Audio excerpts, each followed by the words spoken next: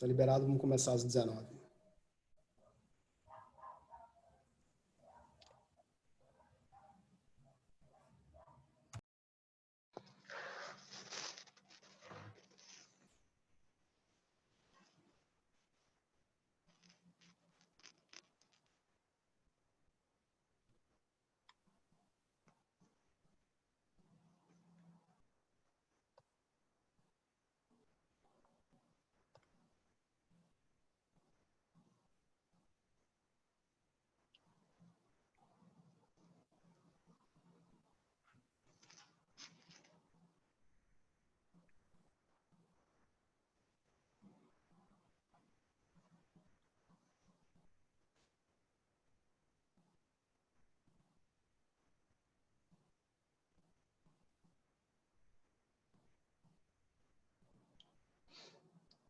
A gente vai vendo o público entrar? Vai Já está fazendo... entrando. Já temos convidados. Já? Já, estamos com Ah, 10 tem? convidados. Vamos esperar só mais um minutinho, respeito aqueles que estão entrando ainda, respeitando o horário das 19 e a gente começa. Eu acho que dá para dar uns 2, 3 minutos aí. Até terminar com o anterior, pegar uma água e sentar, né? Muito trânsito. É o Diogo Brunassi da Oracle. Boa noite, Diogo. Manda um beijo para você, Diogo.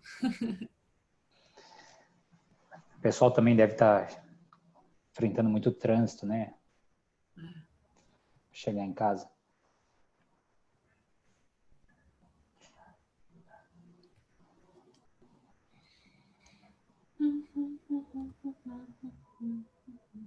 O Saulo Bordon, Grupo Petrópolis, entrando. Obrigado, Saulo. Um abraço.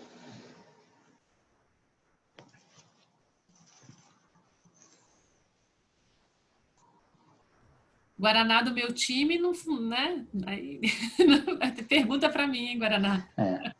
Jorge Lima, grande Jorge, da Kimberly. Boa noite, meu amigo. Boa noite. A gente já podia ter chamado, podia ter um sonzinho assim, musiquinha happy hour, né? Porque daqui a pouco só tem amigo aqui da gente daqui a pouco. Pois é. Isso que é bom da nossa área, né? E eles vão estar com uma bebidinha e a gente não, né? Então, exatamente. É a desvantagem da câmera, né? eu aposto que o Jorge deve estar tomando um vinhozinho em nossa homenagem. Enfim. O horário já permite. Horário 19h01, podem começar, Raul. Fica à vontade aí para fazer as apresentações. Tá. Não querem esperar mais um tempinho? O que vocês acham, Afonso, Grazielli e Sérgio? Você que manda. Tio. Vamos esperar mais uns 2 minutinhos, então? Como são 7h01, 7h03 a gente... O Jean Franco, da grande amigo Jean, Yara Fertilizantes. Grande, Sérgio. Grande abraço.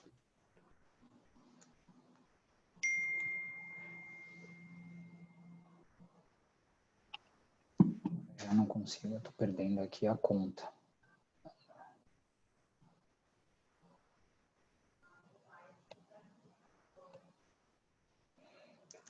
Lisandra Lima, boa noite, querida. Obrigado aí pela presença. Querida.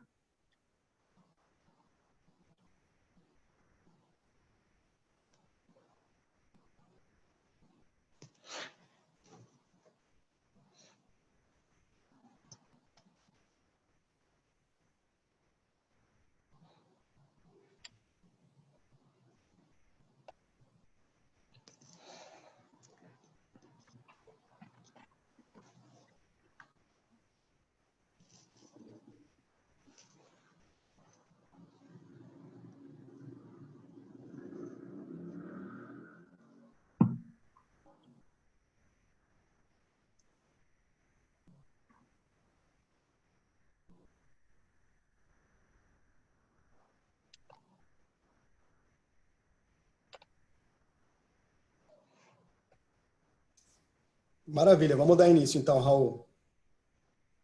Perfeito. Bom, em primeiro lugar, eu queria agradecer, em nome da Victory, a todos os participantes, desejar boa noite a todos os inscritos e espero que todos e família estejam bem, né? Até peço desculpas de antemão aqui como disclaimer, porque é a primeira vez que a gente faz um webinar e o bom é que a maioria é amigo aqui dentro, até do chat, aqui as pessoas estão entrando, então qualquer gafe vocês me desculpem. Como introdução, eu queria dizer que a Victory, como protagonista nas nossas áreas de atuação, né, e sendo a única consultoria especializada na América Latina de recrutamento de executivos para as áreas de jurídica, anticorrupção, relações institucionais e governamentais e área tributária, a gente não podia deixar de trazer para vocês debates sobre esse momento tão delicado que nós aqui no Brasil e o mundo inteiro está vivendo, né? De forma proposital, a gente escolheu como o primeiro webinar dessas 4 edições que a gente vai ter das nossas áreas, a área de relações institucionais e governamentais, por um motivo muito simples, não que seja mais importante ou menos que as outras, mas por ser uma das áreas mais impactadas, isso ao meu ver, nesse momento tão delicado, em razão de que da enorme necessidade que os interlocutores dessa área têm de fazer essa interlocução com governos, no caso, órgãos públicos, reguladores, seja no âmbito do legislativo, do executivo e em todas as instâncias, né? Municipal, estadual e federal. Então, queria começar esse webinar pela área de relações governamentais e institucionais, e para isso eu tenho a honra de trazer aqui para o público 3 grandes executivos que são referências nas suas áreas e de segmentos que, além de tudo, são muito importantes nesse momento que a gente está vivendo, importantes e ajudando a sociedade de forma geral, né? Que são segmentos de alimentos, agronegócio, saúde e tecnologia. Feita essa rápida introdução, pessoal, queria aqui só estabelecer uma regra de como a gente vai dar sequência no webinar para todos os participantes, tá? Eu vou apresentar agora na sequência os 3 executivos, painelistas convidados, e aí eu vou iniciar nosso bate-papo, né? Eu fiz algumas perguntas que a ideia eu vou fazer diretamente para eles, os 3 vão responder essas perguntas, tá? Nós vamos ter aproximadamente 40, 45 minutos para esse bate-papo. No final, eu vou pedir para abrir para vocês, participantes, né, para o público, fazerem as perguntas, tá? E a cada pergunta que for feita, eu vou vendo, eu vou falando quem é a pessoa. Como a gente só tem o nome de vocês aqui, seria legal quando fizessem a pergunta, além do nome, colocar a empresa, né, ou a consultoria, enfim, a área de atuação e o cargo, tá? Aí eu vou pedir para eles responderem a pergunta de vocês e a gente vai seguir nesse formato, tá bom? Bom, então dando sequência aqui à apresentação dos meus 3 convidados e amigos, né? Eu queria apresentar para todos, embora eu acho que não precise, né, a Graziele Parente. A Grazi aqui, eu vou até pedir licença para ler um pouco da mini biografia dela. A Grazi é diretora global de Relações Institucionais da BRF, liderando um time multidisciplinar e multicultural em todos os principais mercados, incluindo Ásia, Oriente Médio, Europa, África e Ásia Menor. Recém-eleita presidente do Conselho da ABIA, Associação Brasileira da Indústria de Alimentos, a principal associação de alimentos do Brasil. Membro do Conselho da ABA, Associação Brasileira de Anunciantes, e membro do Conselho da ABPA, Associação Brasileira de Proteína Animal. Além disso, a Graziele, eu vou chamar ela de Grazi ao longo do webinar, Ela é líder do Comitê do Agronegócio do Conselho Empresarial dos BRICS. Graduada em Administração de Empresas pela GV, MBA na FIA, USP e pós em Políticas Públicas na FGV. A Grazi, aqui eu acho que para a gente, além de ter uma atuação global, que é super interessante, porque a gente pode ter até uma visão, se de repente ela quiser trazer da área de HelpGov fora da América Latina, ela representa dois segmentos importantes nesse momento crítico que a gente está vivendo, que é o setor de agro e de alimentos. Então, Grazi, muito boa noite. Mais uma vez, obrigado aí pelo seu tempo e por ter aceito o convite. Bom, muito obrigada. Estou muito feliz aqui de estar com amigos e vendo vários amigos aqui para a gente discutir. A ideia de fazer... uma das pessoas que mandou para a gente mensagem foi o Renato Porto, falando, que está aqui no call agora, falando, olha, está faltando uma live de HelpGov. Então, a gente está aqui hoje para preencher esse desejo de vocês, né, numa véspera de feriado, que não é bem feriado, mas vamos lá. Muito obrigada pelo convite, Raul, a Vitor e o Bruno pela organização. E estou à disposição. Ótimo, obrigado. Renato, grande amigo, bem-vindo. Eduardo Paranhos também, bem-vindo. Estou vendo aqui as mensagens. Bom, outro profissional e amigo que eu queria apresentar é o Sérgio Pompilho, que é responsável pela área de relações governamentais e políticas públicas na América Latina da Johnson & Johnson, sendo parte do Comitê Global de Government Affairs and Policy da empresa. O Sérgio também é o atual presidente do Conselho do CIPATEST, Sindicatos das Empresas de Higiene e Beleza, co-presidente do Conselho Superior da ABA, Associação Brasileira dos Anunciantes, e primeiro vice-presidente da diretoria executiva do CONAR, Conselho de Autorregulamentação Publicitária do Brasil. O Sérgio é formado em Direito pelo Mackenzie, com pós-graduação em Direito Tributário pelo IBDT da USP e em Direito Empresarial pela PUC. Tem MBA pela FGV, com extensão em Cranfield, na Inglaterra. O Sérgio, além de representar a área da saúde, que eu acho que nunca foi tão vital para todos nós no mundo todo, né, trabalha em uma das maiores empresas farmacêuticas do mundo, né? Então, eu acho que é importante a presença de um profissional como o Sérgio e do setor da saúde. E, por fim, meu outro grande amigo, Afonso Lamounier, que desde 2014... aliás, Sérgio, boa noite, muito obrigado, meu caro. Boa noite, Raul, boa noite, Bruno, Tauan, parabéns pela iniciativa. Grazi, Afonso, um prazer estar aqui com vocês e com todos os colegas ali que estão participando. Acho que vários de vocês, né, aqueles que eu conheço, poderiam estar aqui junto com a gente. Então, como a Grazi colocou, a ideia é muito mais a gente bater um papo e uma troca de experiências num momento tão conturbado, né? Eu acho que só um ponto, né? A Johnson & Johnson hoje, além do setor farmacêutico, ela é a maior indústria de saúde do mundo pelos outros setores. Então, acho que essa experiência agrega um pouquinho também como um pilar de saúde dentro do Brasil para a gente estar conversando e batendo esse papo hoje. Mas muito obrigado pelo convite. Sem dúvida. E o Afonso Lamounier, que desde 2014 é o responsável pela área de relações governamentais da SAP, na América Latina e no Caribe.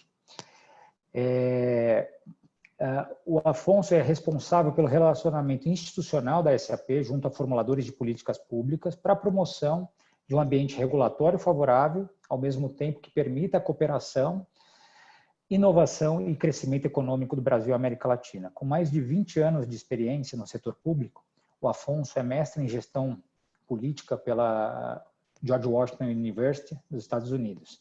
Passou por grandes empresas importantes e como consultoria de gestão estratégica, e citando algumas, Grupo Promon e Microsoft antes da SAP. Afonso, meu caro, muito obrigado aí pelo seu tempo e por ter aceito o nosso convite. Obrigado, Raul. Obrigado, Bruno, pela organização, Tauman, todo o time daí da Victory. É um prazer estar aqui dividindo junto com amigos aí, o Sérgio Pompilho e a Grazi.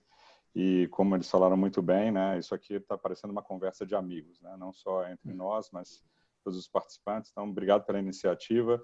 A SAP é uma empresa líder aí na área de tecnologia e eu me lembro quando eu acabei indo para a área de tecnologia, já com o governo Cocos na veia, né, todos nós aqui temos, né, esse vírus, esse é bom, é o governo Cocos. Todo mundo fala, pô, mas digital e tal, tecnologia, que coisa chata. Hoje tudo é digital, né? A gente só vai conseguir sair dessa crise com muita ajuda de tecnologia. Então, obrigado pelo convite, é um prazer participar dessa conversa aqui com vocês. Muito bem, gente. Vamos dar, então, início ao nosso bate-papo. E, para fazer a primeira pergunta, eu queria fazer uma introduçãozinha, né? Como todos sabemos, e eu tenho, inclusive, foco dos meus bate-papos, das minhas apresentações e palestras sobre o mercado de HelpGov. Eu acho que o mercado de HelpGov, ou de relações institucionais e governamentais, vamos chamar de RIG, ele vem passando por uma transformação muito grande nos últimos anos, né? Tanto com relação à importância que a área tem e tem ganhado, e principalmente com relação à importância e exposição do profissional de HelpGov e a mudança drástica de perfil desse profissional, né? Mas isso é sabido, mas eu tenho falado com muita gente desde o Covid-19, e eu acho que, e aí eu queria até a resposta de vocês, eu acho que nunca na história a área de RIG e os profissionais tiveram tamanha exposição, importância e atuação como estamos tendo agora, né? E eu falo isso não só pelo fato de eu estar conversando com muitos profissionais da área de RIG desde o começo dessa crise, né? Seja com profissionais de empresas, associações de classe e consultorias especializadas, mas principalmente até pelas nossas demandas. A gente sabe que as contratações, de certa forma, no mercado geral, elas pararam, mas a gente continua com algumas demandas de HelpGov e estamos tendo novas, né? Isso na contramão do mercado. Então, dito tudo isso, a primeira pergunta é: vocês têm sentido, de fato, esse aumento, essa demanda? A área de HelpGov, de RIG, nunca teve tanto no spotlight, interna e externamente? Grazi, quer começar respondendo? Bom, obrigada pela pergunta. Olha, eu vou te falar que fazia tempo que eu não trabalhava tanto. E olha, eu posso dizer isso pelo meu time também. Como você bem observou, e o mix de convidados que você colocou, dos setores que estão ainda, né, tocando o negócio, sim, assim, estamos muito acionados. A gente faz parte dos comitês de crise, acho que todos nós fazemos, mas eu acho que a diferença é que a gente pauta o comitê de crise, né? Então, tudo que a gente está vendo hoje com relação à Covid são muitas medidas governamentais. Então, desde o nível federal, estadual, municipal, orientação da OMS, orientação o FDA soltou. Então, assim, acho que eu fiz uma brincadeira outro dia, assim, há uma semana atrás a gente tinha mais de 400 decretos, portarias e medidas provisórias que a gente estava acompanhando. Isso há uma semana atrás, né? Então, o fluxo de informação é absurda. Eu acho que a gente está, além do volume de trabalho, e como eu falei para você, a gente pautando os comitês de crise, eu tenho visto também um maior engajamento nosso também nas associações de classe, porque a gente já tinha uma dinâmica, mensalmente tem reunião. Eu tenho 2 vezes por semana agora reunião de conselho de cada uma das associações praticamente que eu faço. Então, assim, tem uma questão da intensidade, tem uma questão da qualidade das discussões. Então, a gente está discutindo, e já é uma coisa do profissional de HelpGov, é financeiro, é transporte, é saúde, né? Todo mundo aqui virou especialista em máscara, em EPI, né? Não sei se vocês estão passando por isso também. O Sérgio, que é da área médica, né, já deve ter um pouco mais de experiência, mas a gente agora tem que discutir qual que é a máscara que está usando, a distância, o faseamento, o transporte, o fretado. E eu acho que um diferencial também importante no nosso caso é, como você falou, a gente está no agro e a gente está no supermercado, né? Então a gente pega a cadeia toda. Então a gente tem impacto e muitas fábricas, né? A BRF, que eu faço parte, para quem não sabe, é o maior empregador do setor privado no Brasil. São 90 mil funcionários. Então é um exército de gente para você conseguir também tá muito próximo. E a gente tem trabalhado também muito a questão até de comunicação interna, porque todo mundo está conectado o dia inteiro, todo mundo está se informando, e aí também a gente tem o papel de ser, digamos, a fonte oficial de notícias para a organização. Então, acho que esse é um trabalho também que vai além do HelpGov puro, mas é essa coisa de trazer a informação que está checada, que tem fonte, e isso também, não só a área de comunicação, mas a área de HelpGov também traz. Rapidamente, eu acho que eu posso passar para os meus colegas aí, para quem quiser falar um pouquinho sobre isso também. Sérgio? Não, eu concordo integralmente, né? Avaliando a minha posição, porque eu sou responsável pela América Latina e eu tenho um time em cada um dos países, né? Então, Ronaldo Pires aqui é o diretor responsável pelo Brasil, junto com todo o time do Brasil, e assim por diante, Argentina, Colômbia, México e Chile. Então, essa dinâmica, embora ela não tenha, ela mudou completamente a forma e a demanda com que o time ele tem respondido para as demandas governamentais, pelo motivo muito simples, né? Quando você tem uma agenda e quando você tem uma prioridade, essa prioridade ela é estabelecida com base na sua própria estratégia. Então, quando você usa esse time para fazer essa conexão, você acaba criando uma dinâmica completamente diferente. Então, hoje eu vejo, como a Grazi ela comentou, né? Todos nós fazemos parte do CMT e da gestão de crise como um todo dentro das empresas, né? E você acaba tendo que pautar, porque hoje tudo é governo, né? Se você não está falando diretamente com um agente do governo, você está falando com um influenciador de política pública. Então, essa dinâmica, ela traz toda uma diferente abordagem, né? Uma abordagem que a gente não estava tão acostumado. Né? Não tenho a menor dúvida disso.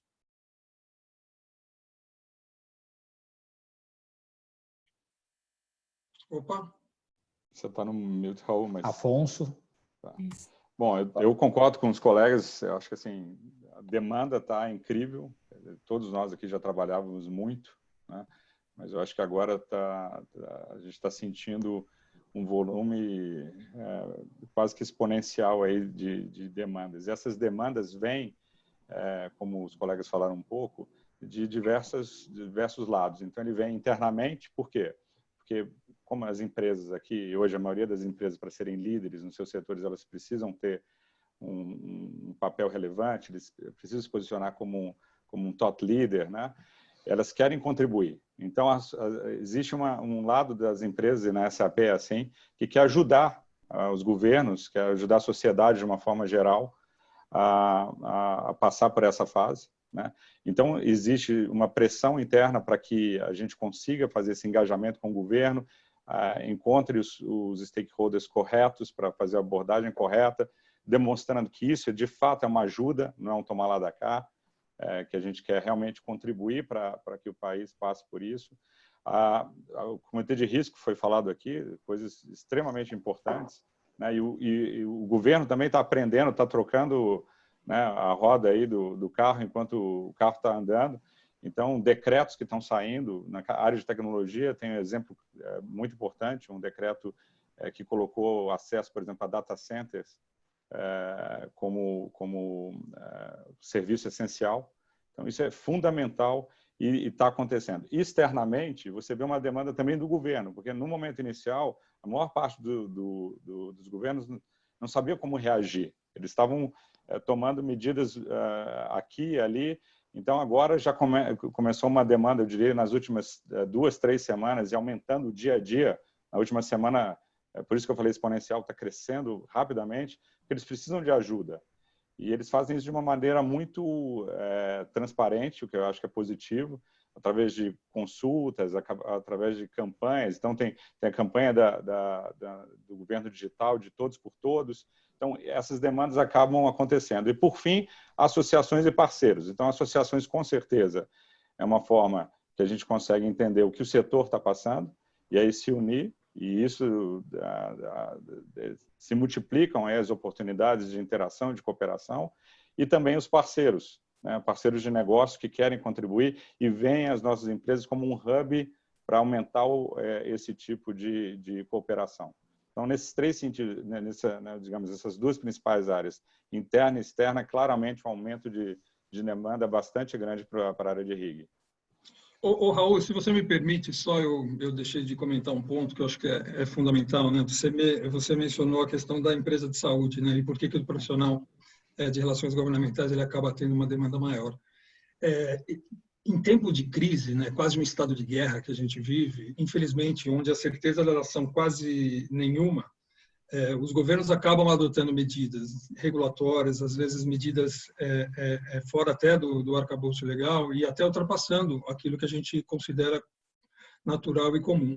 Então, na nossa realidade dentro da Johnson, a grande relação hoje é você tentar criar essa agenda positiva com o governo, endereçando as necessidades daquela comunidade, endereçando as necessidades daquele país, mas sem também comprometer o seu modelo de negócio, né? Porque muito se diz na mídia tratamentos alternativos, muito se diz na mídia ou até crenças de governo em relação a esse ou aquele material que precisa ser disponibilizado. Então, é fundamental que você tenha esse diálogo, porque sem o diálogo com o governo, você acaba deixando a empresa sujeita a algumas coisas que depois vai ficar muito difícil de você retomar, né?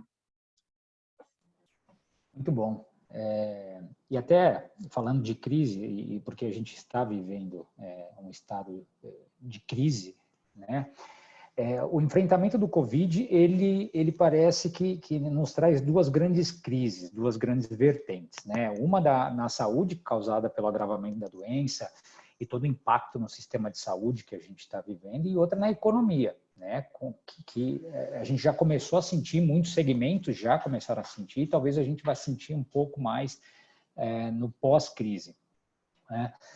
Como que vocês veem, entendem o papel do profissional de HealthGov em cada uma dessas vertentes, né? Ou é preciso focar, dependendo do segmento, em uma delas, enfim. Quem quer começar? Afonso? Posso começar. Bom, essa visão é uma visão que eu concordo, eu diria que realmente a gente vai passar por fases, e essas fases elas não são completamente independentes. Uma fase vai acabar sobrepondo a outra, mas eu vi outro dia um slide preparado pela BCG que eu gostei muito, e ela divide em 3 fases. Então, uma primeira fase seria a fase do achatamento da curva, né, que está muito relacionada a isso que você falou, a questão de saúde. A segunda fase é a questão da luta, que é como é que a gente vai fazer entre subidas e descidas para continuar isso, e a terceira seria o futuro. Essas fases, cada um tem uma visão, pode demorar a primeira fase do achatamento da curva de 3 a 6 meses, depois da luta aí de 6 a 12 meses. Então, assim, infelizmente, é uma jornada, é uma maratona, não é uma corrida de 100 metros. E aí, nesse contexto, eu divido claramente o seguinte: essa primeira fase, eu acho que é uma questão para as nossas empresas, estou falando da visão do HealthGov, é um momento de trabalhar a reputação. Então, a gente vai lá, ajuda, faz as pontes, ajuda a sociedade, não está na hora de ficar desenhando estratégias extremamente complexas. Está na hora de a gente arregaçar as mangas e lá ajudar os governos onde a gente atua a passar por essa fase da melhor forma possível. Então, claramente, tem uma oportunidade de reputação. Um segundo momento, aí eu acho que é um momento para trabalhar política pública, programas, para ajudar nessa retomada do crescimento, que seria mais a fase aí de luta, né, e do futuro. Então, aí sim a gente consegue ter um trabalho mais de médio e longo prazo. Obviamente já começa agora, essas fases não são isoladas, mas eu vejo aí muito mais forte uma oportunidade para trabalhar política pública, regulamentação, né? E aí sim depois seguir com programas de governo, etc. e tal. Então essa é mais ou menos a minha visão. Raul, se você me permite complementar, eu gostei muito da forma com que o Afonso colocou o frame da discussão, porque eu acho que é isso mesmo, né? E tem uma questão interessante também, porque essa crise, por mais que ela tenha esse caráter e tenha esse aspecto de maratona, ela não é uma crise estrutural, né? Então ela tem, teoricamente, evidentemente que tem muita incerteza ainda pela frente, mas ela tem tempo, ela vai acabar. E a grande pergunta é, quando ela acabar, qual vai ser a velocidade desse retorno? E essa discussão, e essa crise, ela traz para a gente, embora que me permita o clichê, mas uma quebra de paradigma extremamente importante para a nossa função. Eu aqui, provavelmente eu sou puramente, o profissional que puramente trabalha, mais novo, que trabalha com a área de relações governamentais, tendo em vista que a minha carreira ela foi toda feita dentro do mundo jurídico, embora sempre muito atuante em associações e em relacionamento com o governo. Mas eu diria que a percepção, e quando você abriu essa conversa, Raul, você mencionou que a gente está passando por uma revolução, né, dentro da função de RIG. E é fato, né, porque a visão de fora, por vezes, ela identificava no profissional de relações governamentais pura e simplesmente o profissional do relacionamento, aquele que abre as portas. Né? E hoje o que a gente... E isso não existe. Num momento como crise, numa crise como essa, você tem duas opções. Ou você tem já construído uma agenda positiva com o governo muito forte, né, a ponto de você conseguir retomar, e aí eu concordo em gênero, número e grau com o que o Afonso colocou, não é a hora de você gerenciar a estratégia, você tem que priorizar e ajudar na crise dentro dos governos, que eu acho que nas nossas empresas aqui isso faz parte do nosso core, né?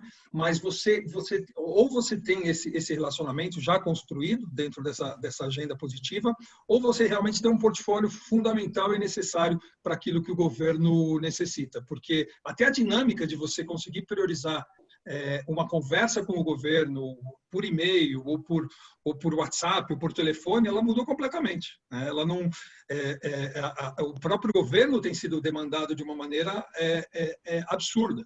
E isso não significa que você não consiga, dependendo da agenda que você constrói, e por isso dessa visão de longo prazo ser tão importante, conseguir essas entradas. Né? Vou dar um exemplo, nós estamos agora numa conversa preliminar ainda, mas para ajudar a capacitar os profissionais, por conta do nosso instituto, a capacitar os profissionais de saúde que vão atuar nesses hospitais temporários, nesses centros de atendimento temporários no Inhambi e no Pacaembu. Né?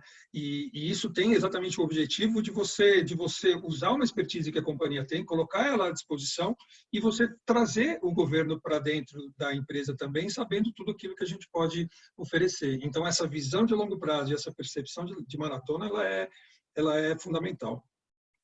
E se eu posso também acrescentar aqui, queria falar um pouco da parte da experiência internacional. Então, por exemplo, eu tenho um time na China. Então, eles ficaram mais ou menos 2 meses e meio de home office, né? E agora que está reabrindo, então acho que uma coisa que é importante, a gente acha que as coisas vão mudar sim, né? Eu tenho visto várias coisas na internet, minha amiga, a gente vai abrir a porta e voltou tudo igual. Não volta tudo tão rápido, as coisas são faseadas, né? Então, eu entendo, e ainda hoje as coisas, olha, nós estamos praticamente, né, em abril, as coisas acontecendo lá desde novembro, olha, e como é que está esse tema tal? Não, o pessoal da instituição tal ainda não voltou, né? Então, a gente ainda não consegue ir lá, eu só posso se o cara me responder, né? Então, eu acho que a gente, bem como o Afonso aí já começou, a gente vai ter fases. E eu acho que nós, profissionais de Regov, a gente sempre é meio visionário. Então, nós temos a obrigação de já começar... Hoje eu falei com o meu CFO, que eu comentei, olha, vejo no radar, no médio prazo, que, aliás, médio prazo deve ser até o final do ano, né? Longo prazo já é 2021, mas médio prazo é segundo semestre, vejo no radar governos com problemas de caixa ainda mais graves.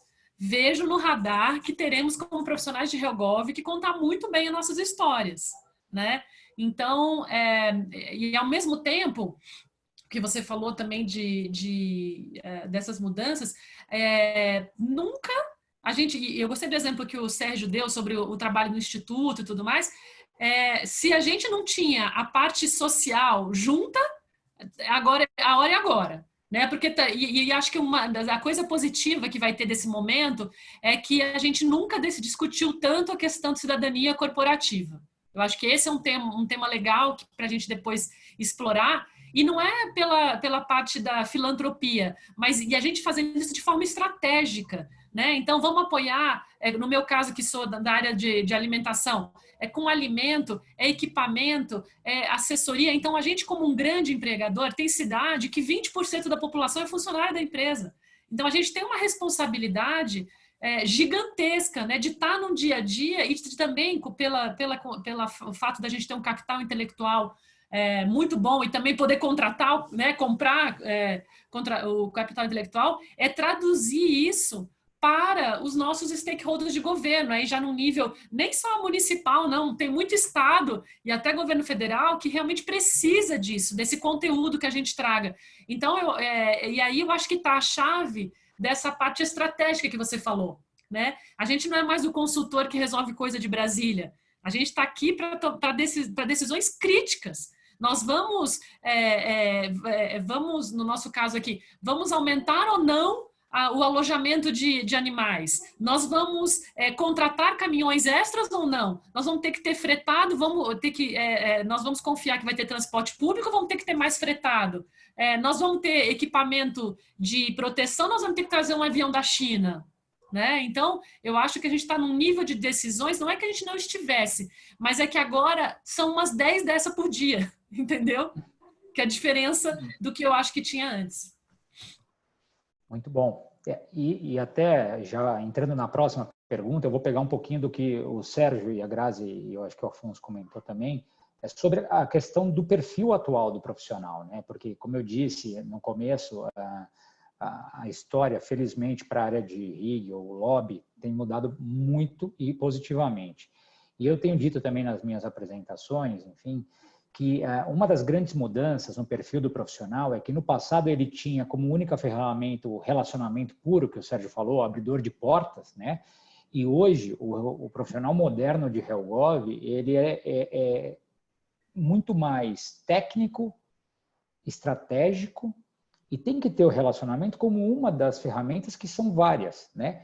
E além de tudo, e mais importante, além disso, eu acho que é a visão holística e perfil colaborativo que o profissional de HellGov moderno tem que ter. E a gente, eu acho, na minha visão humilde, e a pergunta vai ser essa, que antes a maioria dos profissionais sequer olhavam para as outras áreas e como áreas que precisavam ser engajadas dentro da empresa e junto com elas formar uma estratégia de HellGov para uma política pública ou mesmo para uma agenda reativa que estivesse aí pipocando na empresa, né?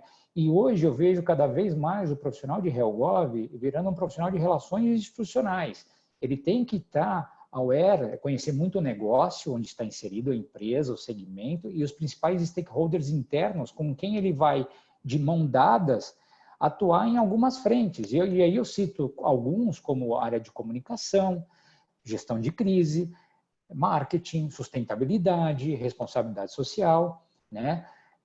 E aí a pergunta é, vocês concordam com essa mudança do perfil do profissional? Em caso positivo, como que vocês, nas suas empresas, estão interagindo nesse momento de crise absoluta com essas outras áreas e que áreas são essas e como vocês estão atuando de forma conjunta? Quer começar, Sérgio, agora? Posso começar sim, né? Sem dúvida. Eu acho até a minha história pessoal e a mudança de trajetória que eu tive na minha carreira, ela vai muito nesse sentido. Eu gostei muito do que o Afonso colocou em relação à reputação. No final do dia, mesmo com algumas variações de uma posição para outra, uma responsabilidade ou outra, a Grazi ela tem um espectro amplo dentro da BRF, por exemplo, outros colegas acumulam a área de sustentabilidade, a área de comunicação, mas no final do dia todas essas áreas elas convergem para um ponto, que é a reputação da organização. Então, acho que o perfil do profissional ele muda, né? Ele é muito variado hoje, eu acho que você tem, Raul, e o time da Victory uma percepção muito clara disso. Então, do ponto de vista de formação, as histórias elas variam muito, né? Como que cada um entra na área, mas essa convergência em uma visão muito mais ampla de conexão e colaboração com as outras áreas, ela é fundamental, né?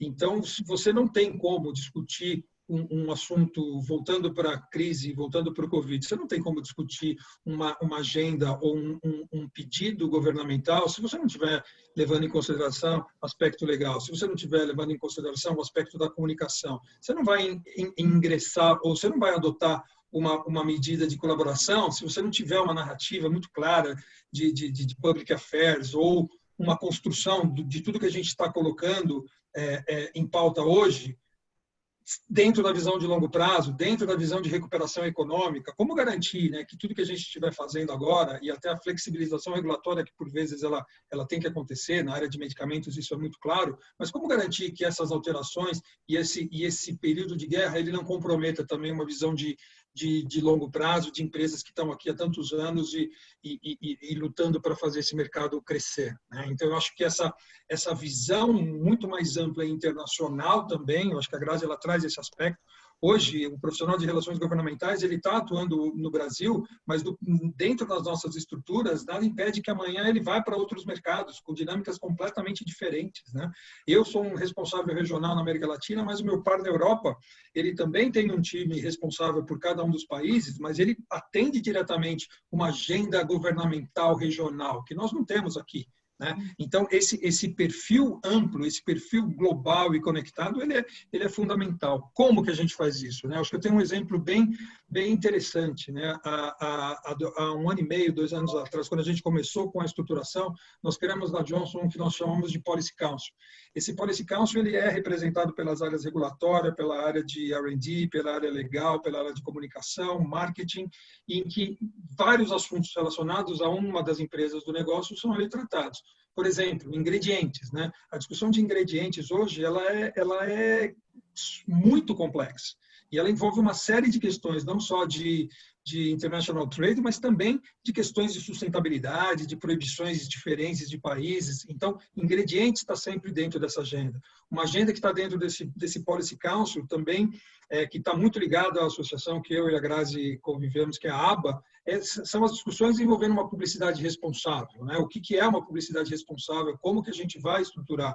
Então, desde uma campanha dentro da nossa divisão de negócios para criança ou para bebê, dentro de uma campanha, quais são os critérios, como que a gente, de uma maneira responsável, se posiciona como organização. Então, tudo isso sempre tendo em foco a reputação e esse aspecto mais amplo que o profissional ele precisa adotar.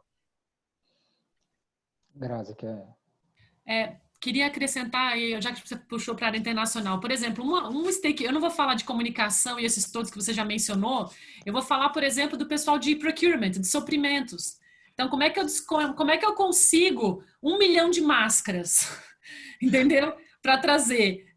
Então, esse é um ponto. Outro ponto também, pelo fato da gente ser uma empresa que tem metade do seu negócio como exportação, toda a área internacional. Então, o Ministério das Relações Exteriores, então eu tenho o pessoal de logística internacional, eu tenho o pessoal de logística internacional fora do Brasil, eu tenho os governos dos outros lugares que requerem, ou porque está fechado a alfândega deles, ou porque eles estão querendo um certificado especial, ou porque a gente vende produtos, a gente vende frangos que eles têm uma certificação religiosa, né, que no caso especificamente o mercado muçulmano, que é um grande mercado para a BRF, então eles têm, a gente precisa do papel, a gente precisa do cara, o cara não vem, então assim, tem sido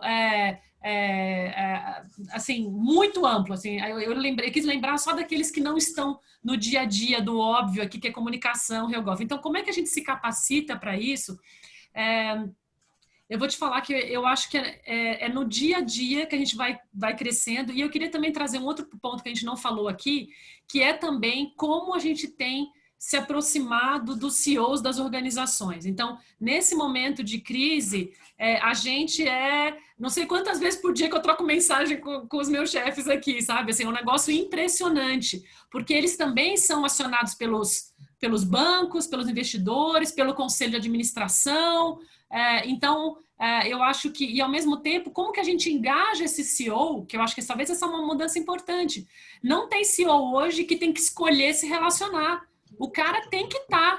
Então, acho que uma mudança importante que nós vamos ver, que nós estamos vendo agora, esses comitês que o Dória criou, que vários governadores criaram, que alguns ministérios fazem reuniões sobre isso, é ter o CEO na linha de frente. Então, acho que isso também adiciona muito para a nossa carreira, para a nossa função, porque traz a liderança junto, aí o negócio vai, né?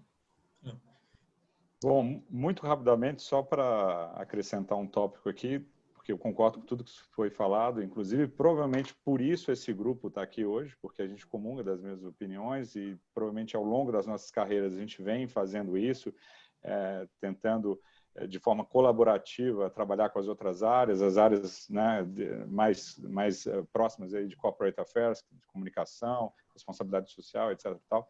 Mas o ponto que eu queria só acrescentar é a questão da área de compliance. Então, a área de compliance hoje virou um grande parceiro da área de RIG. Eu diria que a gente praticamente anda de mãos dadas aí do lado positivo. E isso é muito positivo, porque ligado à questão de reputação, ligado aos valores da empresa, essa parceria é extremamente importante. Na SAP, a gente faz isso no dia a dia, né, de uma maneira bastante natural. Eu passei a ser um dos embaixadores globais da SAP para a área de compliance. São, em cada país, dependendo do tamanho do país, tem um número maior ou menor de embaixadores. E isso funciona tanto para o Brasil, para a América Latina. Então, a partir do momento que você consegue identificar que o profissional de RIG mudou completamente, a gente faz parte dessa história, mas que agora tem uma questão de responsabilidade não só social, mas tem a questão do compliance, tem a questão também, em algumas empresas, inclusive, de responsabilidade de impacto ambiental, né? Então, tudo isso faz uma argamassa diferente, onde a palavra-chave aí é colaboração entre esses profissionais. Exato. E até se vocês me permitem, compliance é uma das áreas que eu recruto, enfim, desde 2009. E eu tenho, quando eu faço as apresentações sobre essa mudança de HellGov, enfim, para mim, compliance foi o maior contribuidor, o impacto grande que teve nessa virada de chave da área de HellGov, né? É fazer o lobby de forma transparente, né? De forma técnica, de forma estratégica, usando o relacionamento, mas de forma transparente. Essa é a grande virada que teve a área de HellGov no Brasil e, de fato, hoje essas áreas não podem andar separadas, até porque o profissional de HellGov, ele é um interlocutor da empresa com o governo, com o órgão regulador, né? É como a área de vendas. Você, de HellGov, você está muito exposto, né? E você tem que andar junto com compliance, né? Muito forte. Daqui, sem ser semana que vem a outra, né? Daqui 2 semanas a gente vai fazer o webinar de compliance e eu sempre falo de HellGov quando eu estou falando de compliance, porque é surpreendente como é bom para todo mundo, né? Para todas as empresas, vocês estarem alinhados e engajados, né? E aí, continuando um pouco, eu acho que nas características do profissional moderno de HellGov, eu queria entrar na parte de tecnologia, né? Como a gente sabe, até hoje ou até ontem, uma das ferramentas principais dos profissionais de relações governamentais era a comunicação.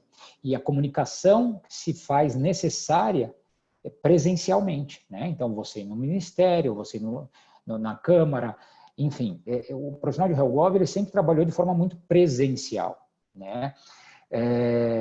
E aí, com esses tempos de Covid-19, como é que vocês estão fazendo, né? Porque absolutamente o Brasil está recluso, né? Todo mundo, o mundo inteiro está em quarentena, né? Como vocês estão fazendo? O quanto vocês estão usando a tecnologia? Eu posso começar aqui. Eu vejo que para o governo federal é mais difícil construir relacionamento online, tá? Então, assim, acho que a gente alavanca muito dos relacionamentos que a gente já tinha. Com relação aos governos onde a gente mais estaduais e municipais, a gente consegue já começar um relacionamento já tão online, né? Eu já tive audiências com o Ministério em Brasília, mas é com gente que eu conheço há muito tempo e já tenho muito relacionamento. O que eu acho que mudou bastante é a forma da gente engajar, né? Então, desde que a gente, como você falou, uma das coisas que uma das minhas funções, é a representação setorial, né? O impacto dos vídeos que a gente tem feito, tanto como empresa, como com a associação de classe, foi gigantesco, né? Então, o fato que o nosso setor, por exemplo, foi considerado essencial, a gente fez uns dias antes um vídeo com muita informação sobre isso, e o negócio viralizou que voltava para mim, sabe assim? Então, eu acho que tem 2 coisas da comunicação que a gente está falando. Uma é como a gente se relaciona com os nossos stakeholders e não dá só para ficar escrevendo e mandando petição e tudo mais. Então, eu acho que você ser visual né? Cada vez vale mais. Eu falo para gente, não, peraí, o prefeito não está entendendo como usar máscara, vamos fazer um vídeo da máscara. Né? Então, assim, estou em contato com a produtora de vídeo mais do que com as assessoria de imprensa. Né? Então, eu acho que eu gostaria de focar bastante nessa parte das mídias sociais e eu acho também que a gente mudou, viu? Eu fico pensando, às vezes, que eu tinha que viajar, sabe, você viaja, pega lá o voo, passa o dia para fazer uma reunião de 1 hora. Eu acho que essas reuniões não voltam mais. Essas reuniões de 1 hora para o interior do Rio Grande do Sul, para o interior interior do Goiás, eu acho que essas não voltam mais. Então, eu acho que talvez esse seja um ponto positivo da tecnologia no nosso trabalho. Afonso, você que é da área, eu sei que todo mundo tem que se adaptar, né? Mas é o que a Grazi falou. Como que vai ser feito corpo a corpo? Né? A tecnologia veio para ficar, a gente está tendo que usar compulsoriamente ela, né? Uhum. E é difícil, em muitas ocasiões, você fazer, numa agenda reativa ou positiva ou propositiva, você fazer à distância, tentar fazer o engajamento à distância, né? Sim. Olha, é verdade, apesar de eu sou suspeito para falar, porque trabalho já há muitos anos na área e sempre fui um early adopter, então sempre comecei a usar a tecnologia como uma ferramenta realmente de produtividade. Acho que funciona. Ele dá essa transparência, inclusive, que a gente estava discutindo. Então, você pode ter reuniões virtuais e, com isso, você pode, inclusive, documentar aquilo de uma forma diferente, se você quiser. Acho que é uma grande oportunidade. Não, depois que passar o Covid-19, vai passar, né? Provavelmente vai voltar um pouco, mas algumas mudanças, como a própria Grazi falou, provavelmente vão ser para sempre, né? E essa mudança tem a ver com produtividade mesmo. Nesse momento específico, vejo o ganho que a qualidade ganho não só de qualidade, mas a velocidade que a gente está conseguindo responder. E você só consegue essa velocidade de resposta por causa da tecnologia. No mesmo dia, né, citando um exemplo, tive uma reunião com o governador do Rio Grande do Sul, onde a gente anunciou uma parceria.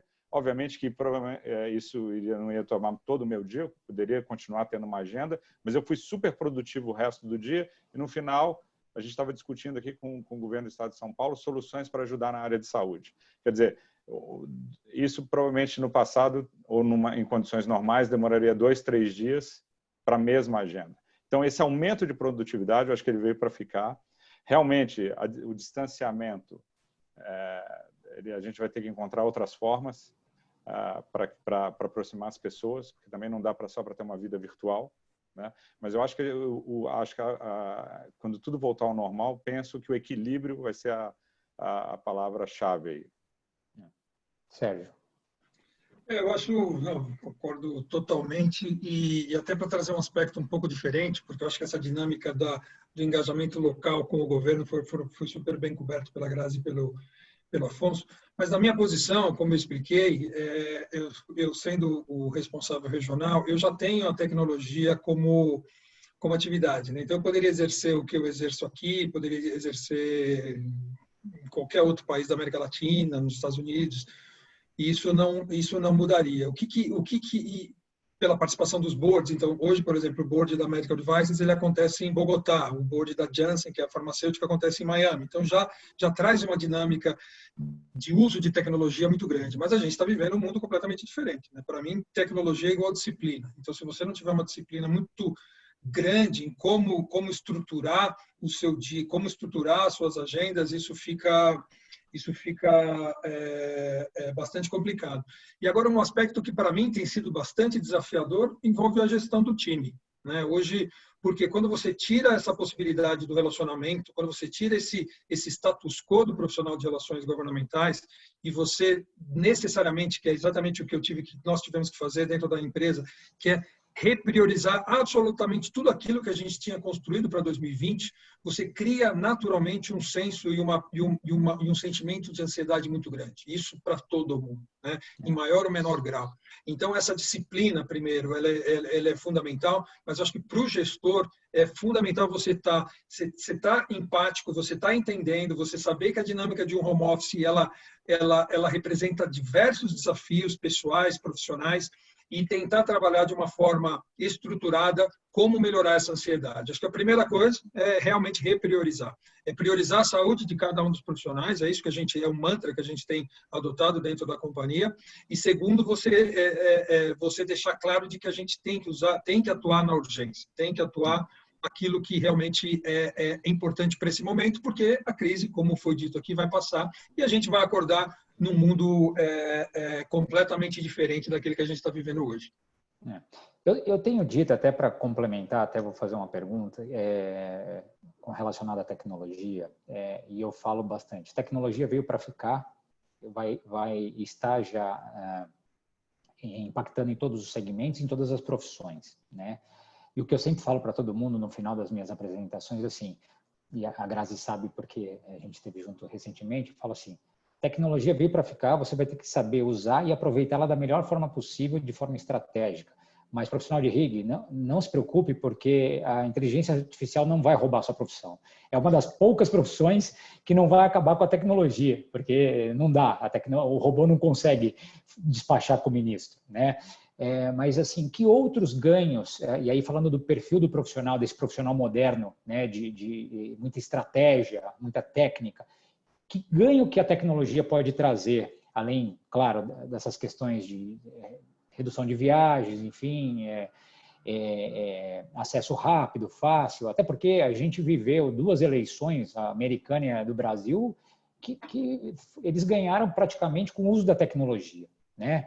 É uma forma nova para todo mundo. E hoje, até em políticas públicas, né, eu sempre falo isso, é o seguinte, profissional de HealthGov que vai construir política pública, ele tem que olhar para uma série de stakeholders internos e externos, passando inclusive pela sociedade civil, porque hoje, cada vez mais a sociedade civil, ela dita a regra, né? Ela faz o impeachment de um presidente, ela elege outro presidente, e se você não tiver a estratégia, a conexão com a sociedade civil, e eu acho que a tecnologia é o link disso, né? Você não vai conseguir fazer um HealthGov de forma estratégica e efetiva. Então, eu queria que outros fatores traz de benefício a tecnologia para a área de RIG? Posso começar? Porque a área de tecnologia, vou puxar um pouco aqui o ponto que você mencionou, assim, é o uso de dados. Né? Dados, a gente tem que realmente tirar proveito do uso intenso de dados, né? Começar a analisar isso quase como eu falo um cientista de dados, mas uma visão de cientista de dados, né? Para que a gente consiga analisar um pouco o que a gente chama de gerenciamento, inclusive de experiência, né? Tanto se colocando no lugar do governo, como do cidadão, né? Ou como do gestor da empresa. Então, quando a gente coloca esses dados e começa a analisar, usar as ferramentas, né, de Big Data, né, de novo, é ferramenta, né, mas como a gente usa esses dados a nosso favor, acho que isso vai fazer uma grande diferença. Então, isso pode trazer uma diferença bastante grande. E do lado também do governo, né, se eles realmente levarem a sério um comportamento que parece ser o padrão agora, a questão de transparência dessas informações, desses dados. Então, aí você ganha como sociedade, não está ganhando como um setor, como uma indústria, né? Mas você ganha toda a sociedade, porque aí você está dando um tratamento transparente e responsável desses dados. Muito bom. Alguém? Eu queria puxar pela nossa última palavra, que é a transparência. Eu acho que a tecnologia ela está trazendo uma transparência muito maior, porque tudo está sendo visto, gravado, e aí eu incluo os nossos relacionamentos institucionais, então eu acho que esse é um ponto importante. E a outra é, nunca mais nos desgrudaremos da comunicação. Acho que esse também, mesmo que a gente não seja o responsável pela área da comunicação, não se faz mais política pública sem engajamento de mídias sociais ou entendimento dela. Então, eu acho que esses 2 pontos, para mim, são transformacionais na nossa área. Eu só complementando, porque eu acho que os dois trazem pontos extremamente relevantes, mas eu acho que a questão de dados, para mim, ela é fundamental, de fato, porque Nós, em relações governamentais e políticas públicas na Johnson, a gente são 6 prioridades globais, né? Plataformas prioritárias globais, e você tem 8 focos da corporação. E das áreas de foco é exatamente a parte de digital, né? Então, não é uma questão só brasileira, é uma questão global em como utilizar toda esse ferramental, como utilizar toda essa inteligência artificial até que a gente tem disponível para engajamento de governo. E não é fácil. Eu acho que a gente está vivendo um momento de transição. Essas respostas, elas não estão claras, né? Evidente que a parte mais tática de gestão, ela ajuda, sim. Então, temos programas em que você consegue, por exemplo, num grupo de 3, 4 pessoas, aplicativos em que você consegue trabalhar no mesmo documento, todo mundo ao vivo, com uma comunicação super fluida. Então, essa dinâmica mais tática, é evidente que ela vai facilitar muito o dia a dia. Mas eu acho que a grande questão mesmo é como que a gente vai gerenciar esses dados. A Grazi, ela traz um aspecto importante porque, de novo, a gente não faz relações governamentais sozinhos, por mais que responsáveis pela área dentro da organização. Relação governamental é uma ação de comunicação que está batendo no cidadão que hoje está numa posição de ministro, é uma campanha, é um escândalo, é um issue de compliance, é toda a reputação da organização que todos, né, não só a área de relações governamentais, é responsável. Então, utilizar todas essas ferramentas, conectá-las e trazer disso uma narrativa em que vá te ajudar dentro dessas agendas governamentais é uma grande oportunidade, mas ainda é um desafio para você conseguir colocar tudo isso em prática na minha visão. Muito bom. Pessoal, muito obrigado. Vamos abrir, eu acho, agora para perguntas para o público. E aí eu peço a todos os participantes presentes, tem muita gente entrando e saindo, mas podem começar a fazer as perguntas e eu vou lendo na medida do possível cada uma delas e eu vou perguntar para um dos painelistas e se algum outro quiser complementar, complementem, tá bom? Bruno, a gente vai pelo Q&A? Vamos sim, vamos pelo Q&A que a gente consegue concentrar as perguntas do público aqui. Então tá. Deixa eu ver. Ó, eu tenho uma pergunta já do Gianfranco Sinelli, da Yara Fertilizantes. Ele fala assim: caríssimos, nós na Yara Fertilizantes sentimos, a partir de 16 de março, uma chuva de decretos municipais e estaduais limitando a atividade econômica e trânsito de pessoas totalmente descoordenadas com o governo federal.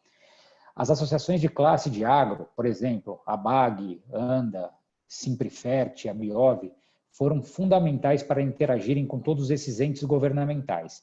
E assim culminou-se com a declaração como atividades essenciais não apenas o produtor rural, a indústria de alimentos e a área de saúde, mas sim toda a cadeia. Como foi a experiência de vocês, aí a pergunta, nesses diferentes setores que vocês atuam?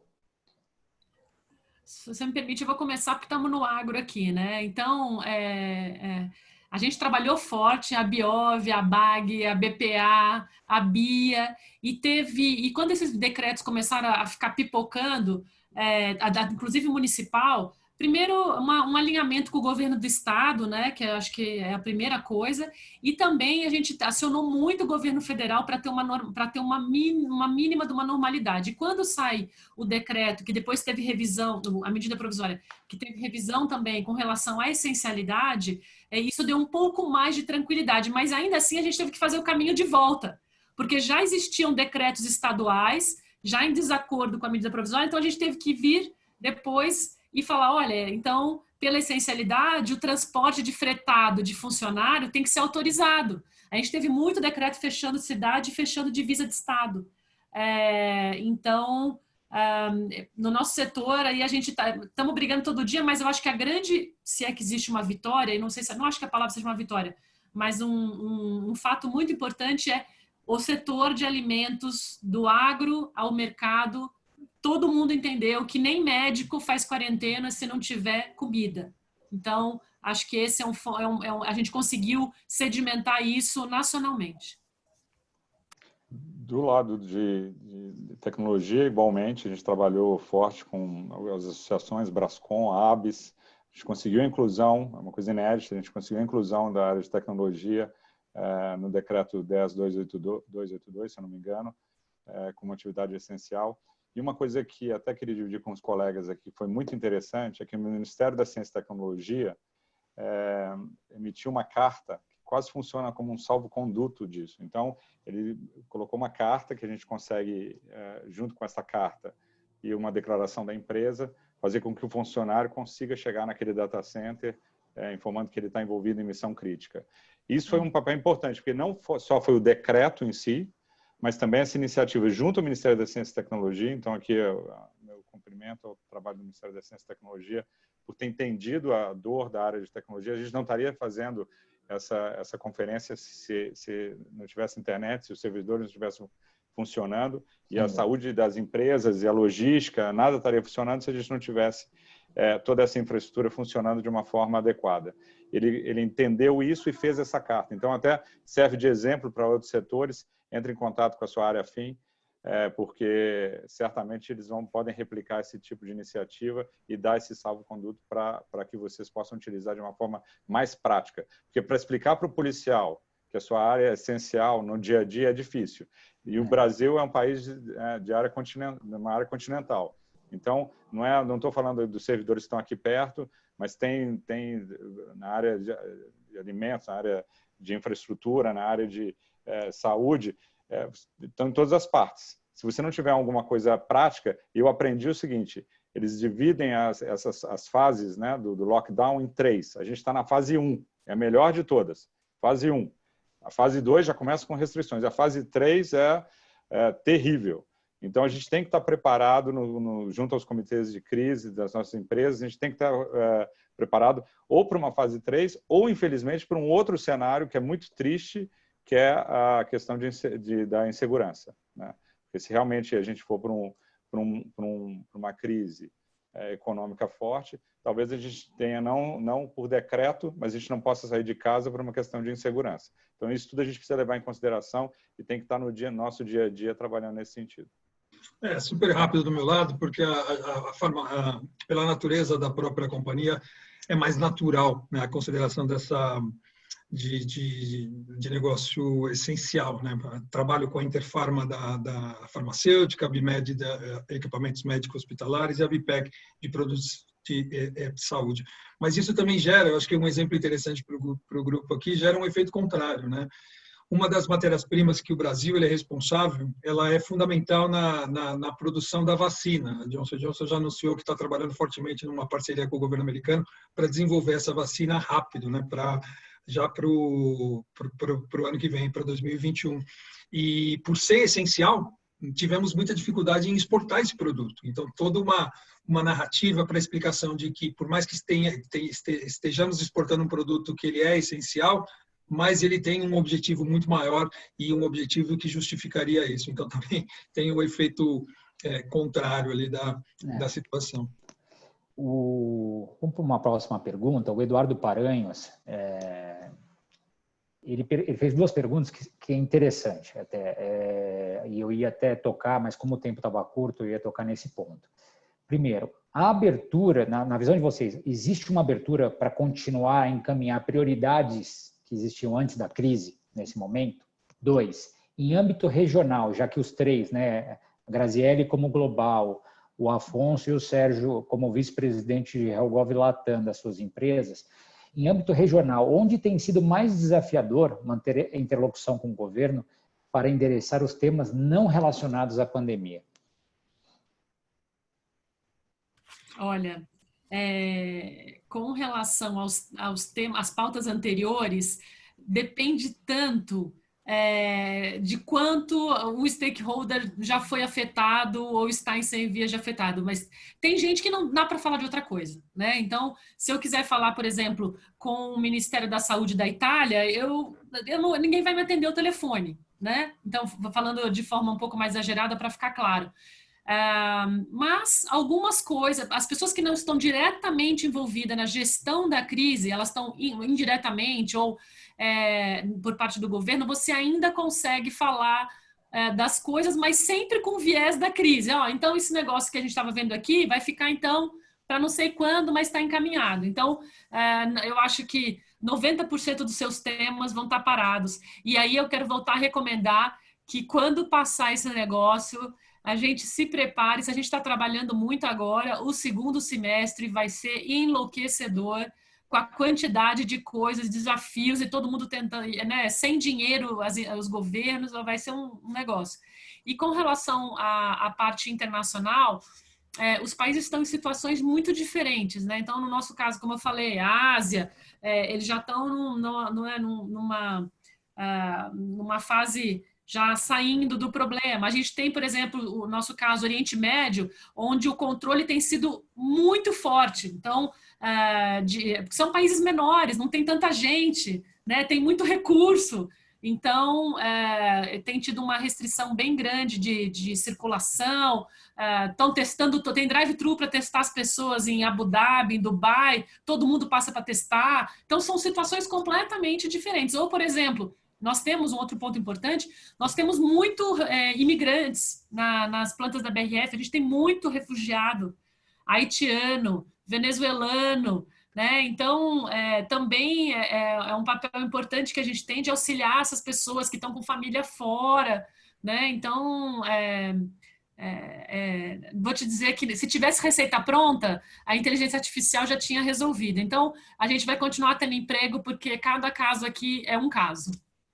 Eu concordo totalmente. Acho que depende bastante e a abertura. Eu vou dar um exemplo, né? Nós, antes da crise, nós tínhamos uma agenda muito clara no setor de consumo, a agenda tributária da reforma tributária. Essa agenda ela acabou. Né? Ela não, por mais que estivéssemos conectados, por mais que tivéssemos progredido bastante em diversas discussões, até porque o setor ele tem uma característica muito particular, essa agenda ela praticamente ela se esvaziou.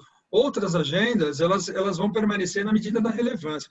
Agora, eu acho que a gente está num ponto também de transição aqui fundamental, porque como a gente tem ainda uma previsão de continuidade dessa crise por mais algum tempo, né, seja lá ele qual for, mais um mês, ou as pessoas, elas, pelo menos eu tenho percebido isso em conversas com o meu time, as relações com o governo, elas tendem a retomar, porque quem não está no centro da discussão da pandemia, quem não está atuando diretamente na discussão da pandemia, tem que voltar à atividade.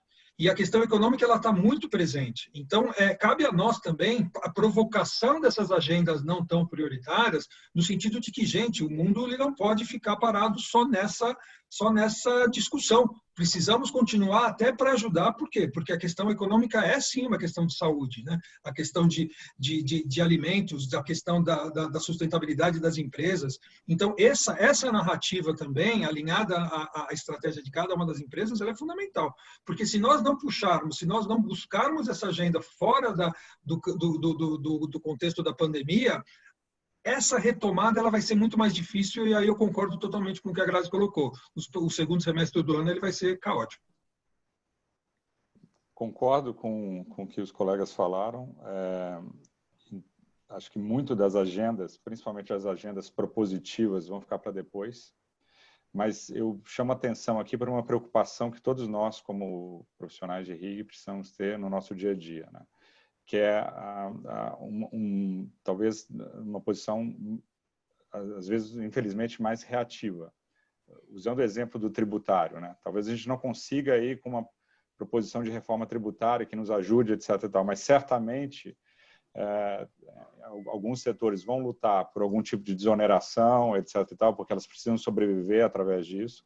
Outros vão ter que tratar de uma maneira até defensiva, porque podem ser onerados por entendimentos equivocados sobre como aquele setor funciona. Então, eu acho que as agendas, os temas talvez não desapareçam.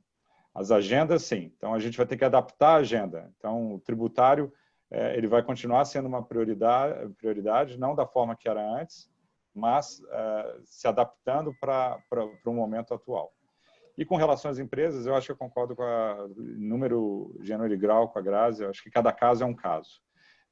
Os países aqui, eles têm realidades distintas, mas cada governo tem o seu momento e a gente tem que se adaptar a isso, independente de visão política ou de momento atual de governo, etc. E tal. A gente tem que se adaptar caso a caso. Eu não poderia citar um exemplo para poder dizer que é diferente disso. Só tem um pontinho só que eu queria falar, Raul, é o seguinte, nós estamos vendo mudanças geopolíticas profundas, né? Então, quando a gente fala de países, a gente tem que entender também, então, por exemplo, o fato de que muitas coisas da área médica são concentradas na China, isso muda o balanço das coisas. No caso de alimentos, o Brasil é um grande exportador, a gente tem comida para a gente e para o resto do mundo. Os países que têm questão de segurança alimentar mudou, porque antes era assim, não, de comida vai ter sempre, é só comprar dali que tem. Né? Então, eu acho que também a gente tem um papel importante de ajudar a traduzir isso para o pessoal de riscos, né? Porque a gente vai ter que fazer reavaliação de risco agora aqui quase toda semana, né?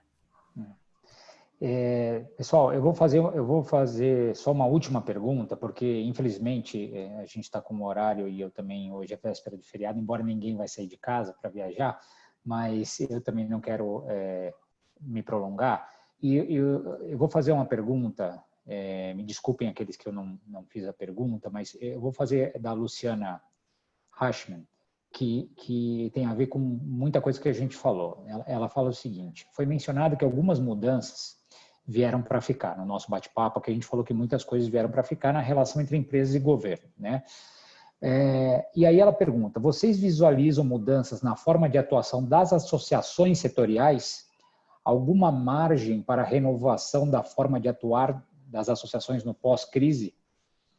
Se você me permite, Luciana, o nome dela, é isso que você falou?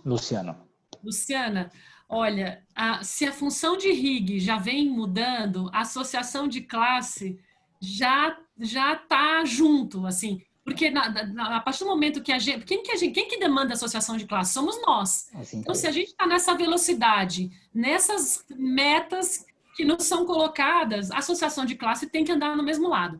Eu sei que a associação tem uma questão de mandato, você quer fazer a mudança hoje, mas vai demorar 2 anos e tudo mais, mas assim, veio para ficar, já tem vindo, né? O próprio Raul já tem feito várias vagas de associação de classe com presidente executivo, diretor executivo de mercado, gente com experiência, então, ou governamental, ou mesmo do setor privado.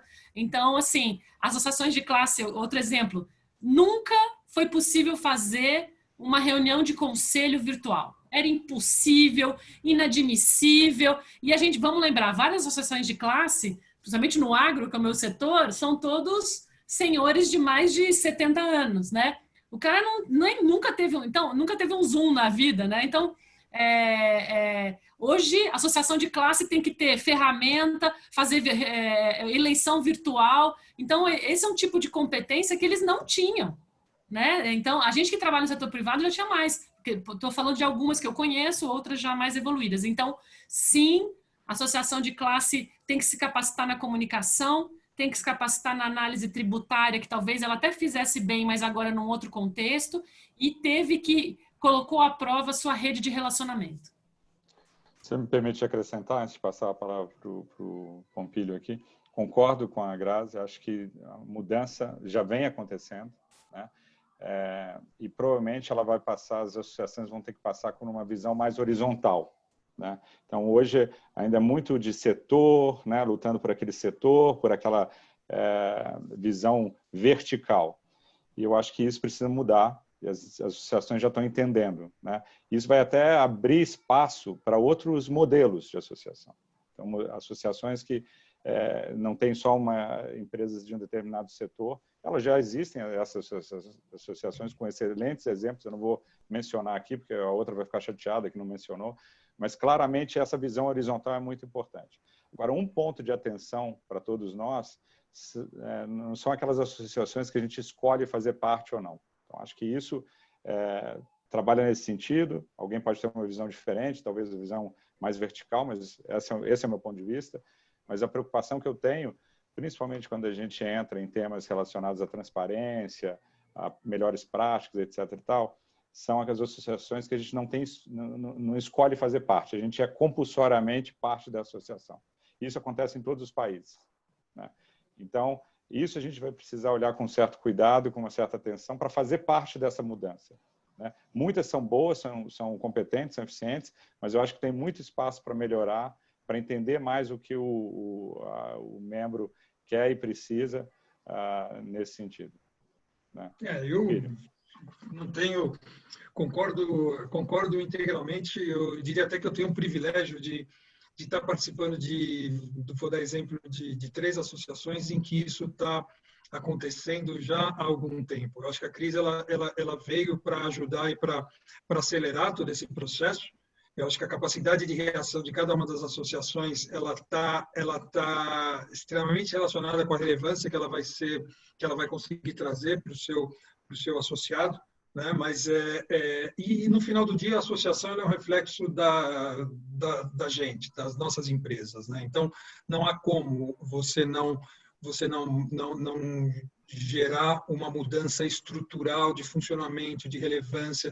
Na BPEC, que eu tive o privilégio de ser o presidente do conselho também, hoje estou como primeiro vice, mas a gente já vem numa jornada com o presidente executivo e com o time da associação. Pela primeira vez definimos um planejamento estratégico com plano, com medidores de curto, médio e longo prazo, que eram coisas que impensáveis no passado, né? E hoje se não for dessa forma, fica muito difícil você trazer relevância. Então, hoje estamos posicionando a narrativa do setor de uma maneira completamente diferente. E o que a Grazi traz essa mudança de mindset, nem tanto relacionado à idade, mas essa percepção de que o mundo ele mudou. E se a gente não tiver, e se você não criar relevância nessas associações que o Afonso bem lembrou, em que naquelas que você é obrigado, você vai estar de um jeito ou de outro, mas existem diversas outras que não são associações primárias, em que você está lá por opção e por ver relevância. Então, se você não enxerga essa relevância, dentro de um budget apertado que todos nós temos, isso tudo vai para... fica fácil a decisão. Difícil é justificar o porquê que você está naquela ou nessa associação. Então, relevância, revisão de valores, planejamento e posicionamento estratégico, são coisas que antes a gente não conversava e que hoje está na pauta de qualquer associação. E a tecnologia, sem dúvida, né? As associações hoje, principalmente em âmbito federal, elas têm empresas espalhadas pelo país inteiro. E aí, se você não tiver a tecnologia junto, se você não tiver outras possibilidades de conexão, você perde, você obriga a pessoa ou o profissional a estar pegando um avião. Então, isso tudo está mudando bastante e eu tenho vivenciado isso na prática, nessas associações que eu estou participando. Eu queria também contribuir com a resposta, e até para finalizar, e depois eu vou dar um recado antes de me despedir de vocês, 3, e dos participantes, que é assim, a Graziele colocou muito bem, o que é associação? A associação é um instituto, ou enfim, uma representação de várias empresas de um segmento, né? Então, eu acho que antes de tudo isso, na mudança, independente da crise ou não, eu acho que é reflexo dessa mudança da área de HealthGov como um todo, antes de falar em tecnologia, em estratégia da associação, em ser horizontal ou não, as associações elas têm que começar a ter governança. Eu acho que é o pilar de tudo, né? Se a gente fala de compliance, que compliance trouxe essa grande virada na área de HealthGov para trazer transparência no lobby, credibilidade na atividade, na profissão, as associações que representam as maiores empresas do Brasil e do mundo naquele segmento, se elas não têm um mínimo de governança, com a formação de comitês, ainda que sejam estratégicas ou não, que tenham tecnologia ou não, em algum momento não vai dar certo. Porque vocês, empresas, vão exigir cada vez mais das associações a governança, né? Então, isso é um ponto também que eu gostaria de contribuir para a resposta aí na pergunta da Luciana. E, por fim, pessoal, antes de agradecer a todos, eu queria lembrá-los e fazer até um pouco de merchan aqui do Anuário Origem, né? E não é merchan. O Anuário Origem foi criado e idealizado por mim, pelo Rodrigo Navarro, que é o coordenador do MBA de RIG da FGV e sócio da Estava online aqui, viu? Ele estava online.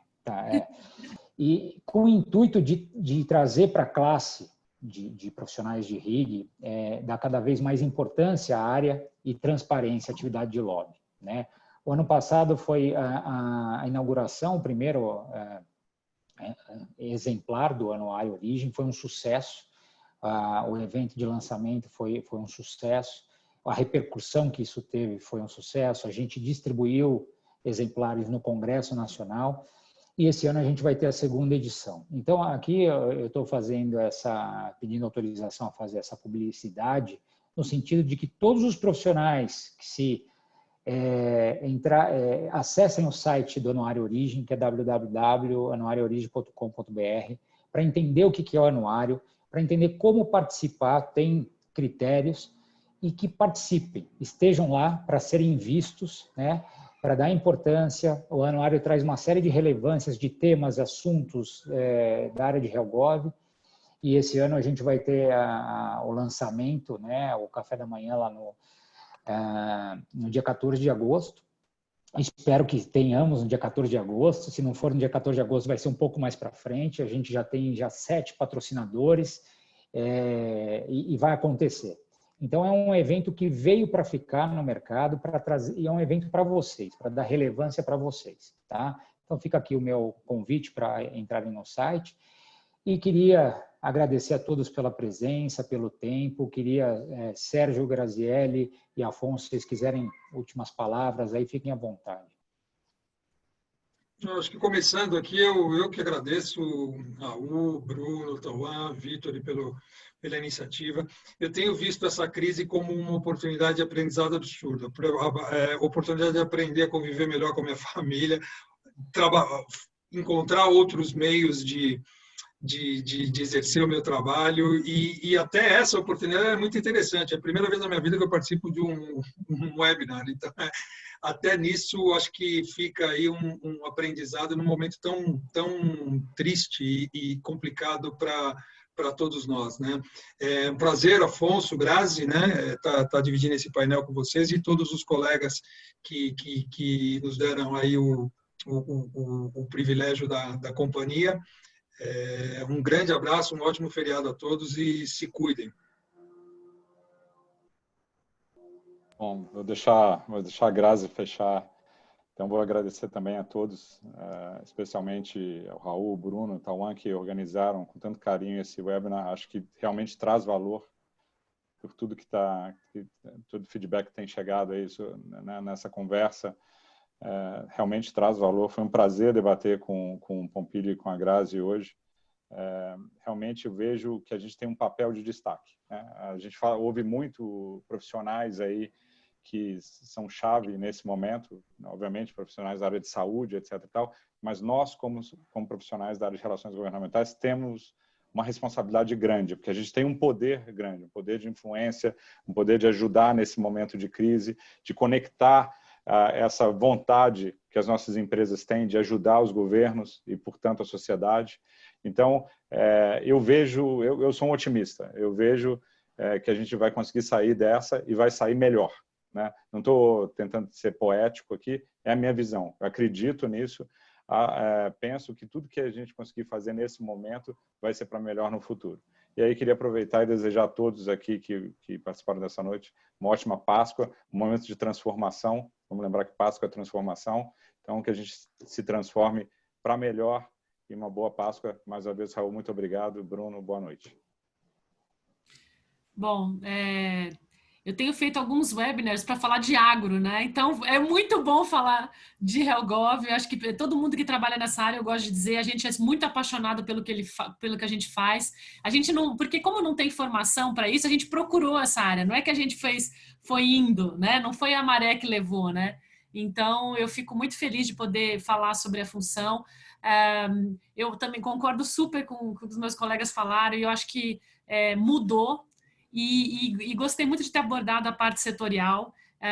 Eu vejo que a gente, aquela coisa assim, esse fulano não me representa, porque a gente deixou. Então, eu acho que tem agora um engajamento muito forte de todas as empresas, como eu falei, dos CEOs das empresas, do CFO da empresa, está todo mundo engajado nessa agenda governamental. Então, acho que isso é um ganho gigante para a gente.